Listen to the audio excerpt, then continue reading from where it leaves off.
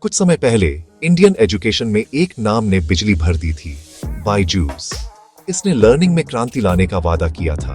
Best teachers, modern take और हर बच्चे के लिए एक ब्राइटर फ्यूचर। सेलिब्रिटीज और मुस्कुराते स्टूडेंट्स वाले एड्स हर जगह थे। ऐसा लगता था जैसे एक नया दौर आ गया है, लेकिन आज वह सपना फीका पड़ गया है। बायजूस अब ले-ऑफ्स, फाइनेंशियल ट्रबल्स और टूटे हुए भरोसे के लिए न्यूज में है। उम्मीद का एक सिंपल कॉशनरी टेल कैसे बन गया? यह सिर्फ एक बिजनेस स्टोरी नहीं है, यह एम्बिशन, ट्रस्ट और एजुकेशन के असली पर्पस के बारे में है। बायजूस का उदय और पतन हमें सोचने पर मजबूर करता है। एजुकेशन को असल में किस बात के लिए खड़ा होना चाहिए? आइए दो दिग्गजों की जर्नी को एक्सप्लोर करें। एक जो चढ़ा और लड़खड़ाया, और दूसरा जो एक अलग फिलॉसफी के साथ ऊपर उठा। यह इंडिया में एडटेक की असली कहानी है। ड्रीम्स, स्ट्रगल्स और सबसे इंपॉर्टेंट चीज की तलाश। चलिए शुरू करते हैं। बायजू रवींद्रन ने एक टीचर के रूप में शुरुआत की थी, जिन्होंने लर्निंग को सिंपल और एक्साइटिंग बनाया। उनके वर्कशॉप्स ने स्टेडियम भर दिए, जिससे यह आइडिया आया, क्या होगा अगर टेक्नोलॉजी इसे लाखों लोगों तक पहुंचा सके। बायजूस ऐप सही समय पर लॉन्च हुआ। स्मार्टफोन्स और सस्ता इंटरनेट हर जगह थे। इन्वेस्टर्स ने अरबों रुपए लगाए। बायजूस एक जाना पहचाना नाम बन गया। शाहरुख खान एम्बेसडर थे और उनका लोगो इंडियन क्रिकेट टीम पर था। उनकी मार्केटिंग बहुत जबरदस्त थी, जिससे पेरेंट्स को लगा कि बायजूस उनके बच्चे की सक्सेस के लिए बहुत जरूरी है। लेकिन यह सिर्फ एड्स नहीं थे। बायजूस ने तेजी से एक्सपैंड किया। आकाश और व्हाइट हैट जूनियर जैसी कंपनियों को एक्वायर किया, जिसका मकसद एजुकेशन के हर कोने पर हावी होना था। उन्होंने इंडिया और अब्रॉड में फर्म्स खरीदी। किंडरगार्टन से लेकर करियर तक की पूरी लर्निंग जर्नी को अपना बनाने की कोशिश की। ऊपर से यह अजेय लग रहा था, लेकिन पर्दे के पीछे फोकस टीचिंग से हटकर स्केलिंग पर चला गया। कंपनी नंबर्स को लेकर ऑब्सेस्ड हो गई। Users, revenue, valuation. ग्रोथ की रेस में एजुकेशन का मिशन खो रहा था। बायजूस अब सिर्फ एक लर्निंग प्लेटफॉर्म नहीं था, यह एक बिजनेस एम्पायर था जो एंडलेस एक्सपेंशन के पीछे भाग रहा था। सवाल, क्या यह गति बनी रह सकती थी? दरारें दिखने वाली थीं, सपना खतरे में था। तेजी से ग्रोथ ने प्रॉब्लम्स लाई। बायजूस ने महंगे अधिग्रहणों के लिए बड़े-बड़े लोन लिए, एंडलेस ग्रोथ पर दांव लगाया। इतनी सारी कंपनियों को इंटीग्रेट करना मुश्किल साबित हुआ। फोकस लर्निंग को इंप्रूव करने के बजाय कॉम्प्लेक्सिटी को मैनेज करने पर चला गया। सेल्स टीम्स को बहुत मुश्किल टारगेट्स दिए गए, जिससे टॉक्सिक वर्क कल्चर और प्रेशर टैक्टिक्स की कहानियां सामने आईं। पेरेंट्स को महंगी कोर्सेज खरीदने के लिए मजबूर किया गया। कभी-कभी वे कर्ज में डूब जाते थे। कस्टमर सर्विस खराब हो गई, रिफंड मिलना मुश्किल था और लेऑफ्स ने मोरल को नुकसान पहुंचाया। स्मूथ एड्स और सेलिब्रिटी फेसेस से बना भरोसा टूटने लगा। फाइनेंशियल ट्रांसपेरेंसी खराब हो गई और कंपनी को इन्वेस्टिगेशन का सामना करना पड़ा। नैरेटिव पलट गया। बायजूस, जो कभी हीरो था, अब एक चेतावनी था। मुख्य प्रॉब्लम मिशन वैल्यूएशन के बारे में हो गया था, एजुकेशन के बारे में नहीं। जब एजुकेशन में ट्रस्ट टूटता है तो उसे फिर से बनाना लगभग इम्पॉसिबल होता है। फाउंडेशन में दरार पड़ रही थी। महामारी एडटेक के लिए एक वरदान थी। स्कूल बंद हो गए, ऑनलाइन लर्निंग बढ़ गई और इन्वेस्टर्स दौड़ पड़े। बायजूस और दूसरे लोग तेजी से बढ़े। उन्हें यकीन था कि ऑनलाइन हमेशा के लिए क्लासरूम्स की जगह ले लेगा। लेकिन जैसे ही दुनिया फिर से खुली, स्टूडेंट्स को असली इंटरेक्शन की जरूरत महसूस हुई और वे फिजिकल स्कूल लौट आए। केवल ऑनलाइन लर्निंग की डिमांड कम हो गई। रेवेन्यू के अनुमान धराशायी हो गए। एडटेक दिग्गज जो एंडलेस ग्रोथ के लिए बने थे, उन्हें बड़े पैमाने पर ले-ऑफ्स और कॉस्ट कट का सामना करना पड़ा। जिन पेरेंट्स ने महंगे कोर्सेज खरीदे थे, वे रिफंड चाहते थे, लेकिन यह प्रोसेस अक्सर दर्दनाक था। इंडस्ट्री की इमेज उद्धारकर्ता से बदलकर संदिग्ध हो गई। सबक टेक्नोलॉजी एक टूल है, एजुकेशन में ह्यूमन कनेक्शन का रिप्लेसमेंट नहीं। बबल फट गया, जिससे एक दर्दनाक रीसेट हुआ। ट्रस्ट एक बार खो जाने पर वापस पाना मुश्किल था। इंडस्ट्री को अपने पर्पस पर फिर से सोचना पड़ा। यह सुधार विनम्र था। इस अफरा तफरी के बीच एक अलग कहानी सामने आ रही थी।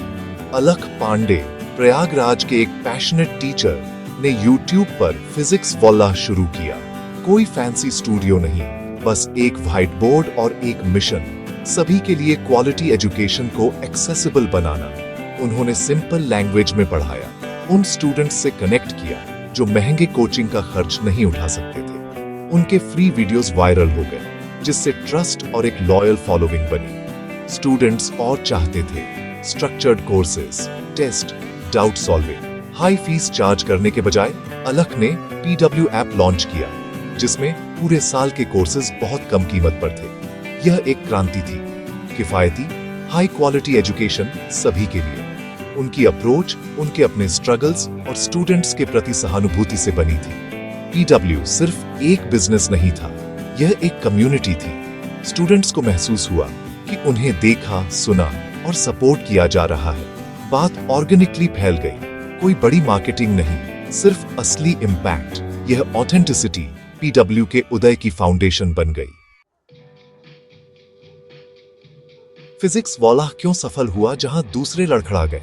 पहला, अफोर्डेबिलिटी। PW ने उन स्टूडेंट्स के लिए एक बड़ा मार्केट खोल दिया जिन्हें महंगे प्लेटफॉर्म्स ने छोड़ दिया था।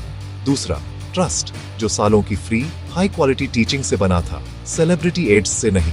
जब अलख ने पेड कोर्सेज ऑफर किए तो स्टूडेंट्स ने इसे सपोर्ट के रूप में देखा, न कि सेल्स पिच के रूप में। तीसरा, कम्युनिटी। PW ने एक मूवमेंट बनाया, सिर्फ एक ऐप नहीं। स्टूडेंट्स ने एक दूसरे को मोटिवेट किया, रिसोर्सेज शेयर किए और एक फैमिली का हिस्सा महसूस किया। फोकस हमेशा स्टूडेंट्स पर था, इन्वेस्टर्स पर नहीं। ग्रोथ ऑर्गेनिक थी, असली डिमांड से प्रेरित थी, न कि हाइप से। PW ने तभी एक्सपैंड किया जब वह क्वालिटी और अफोर्डेबिलिटी बनाए रख सकता था। स्टूडेंट फीडबैक ने प्लेटफॉर्म को आकार दिया। कॉर्पोरेट दिग्गजों की दुनिया में PW पर्सनल और ऑथेंटिक लगा। ये कनेक्शन उनकी सुपर पावर थी। ऑथेंटिसिटी ने दिल जीत लिए। बायजूस और फिजिक्स वाला दो फिलॉसफीज को रिप्रेजेंट करते हैं। बायजूस ने एग्रेसिव टॉप डाउन ग्रोथ का पीछा किया। कैपिटल जुटाओ, तेजी से हावी हो जाओ, वैल्यूएशन पर फोकस करो। उनकी प्लेबुक बड़ी मार्केटिंग, सेलिब्रिटी फेसेस और उन लोगों के लिए महंगे प्रोडक्ट्स जो पेमेंट कर सकते थे। फिजिक्स वाला rose from the ground, authentic, mission driven और स्टूडेंट केंद्रित। उनकी सक्सेसफुलता को स्टूडेंट के रिजल्ट्स और ट्रस्ट से मापा गया, सिर्फ नंबर्स से नहीं। बायजूस ने एक्सपेंशन को बढ़ावा देने के लिए पैसे का इस्तेमाल किया। PW ने पैशन और कम्युनिटी का इस्तेमाल किया। बायजूस का ब्रांड सेलिब्रिटीज द्वारा बनाया गया था। PW का ब्रांड अलख पांडे और उनके स्टूडेंट्स थे। बायजूस का लक्ष्य स्केल था, PW का लक्ष्य सोल था। एक ने हेडलाइंस का पीछा किया, दूसरे ने एक मूवमेंट बनाया। एजुकेशन में ऑथेंटिसिटी एग्रेशन से ज्यादा सस्टेनेबल साबित हुई। विपरीत स्पष्ट है, असली इंपैक्ट सच्चे कनेक्शन से आता है। सबक, वैल्यू ओवर वैल्यूएशन, ऑथेंटिसिटी बनी रहती है। सबसे बड़ा सबक, एजुकेशन में ट्रस्ट ही सब कुछ है। यह पैसे या नंबर्स के बारे में नहीं है, यह टीचर और स्टूडेंट के बीच के पवित्र बंधन के बारे में है। जब कंपनियां एजुकेशन को किसी अन्य प्रोडक्ट की तरह ट्रीट करती हैं, तो ट्रस्ट टूट जाता है। एग्रेसिव सेल्स, मुश्किल से मिलने वाले रिफंड और टूटे हुए वादे विश्वास को कमजोर करते हैं। फिजिक्स वाला ने पहले देकर बिल्ट ट्रस्ट। कुछ भी मांगने से पहले सालों की फ्री टीचिंग। स्टूडेंट्स और पेरेंट्स को लगा कि अलख उनके साथ है। इस गहरे ट्रस्ट ने PW की ग्रोथ और लॉयल्टी को बढ़ावा दिया। लोग सिर्फ कोर्सेज नहीं खरीदते थे, वे एक मिशन में शामिल होते थे। ट्रस्ट एजुकेशन की असली करेंसी है। इसे खो दो और तुम सब कुछ लूज आईटी के। इसे बनाए रखो और तुम कुछ स्थायी बनाओगे।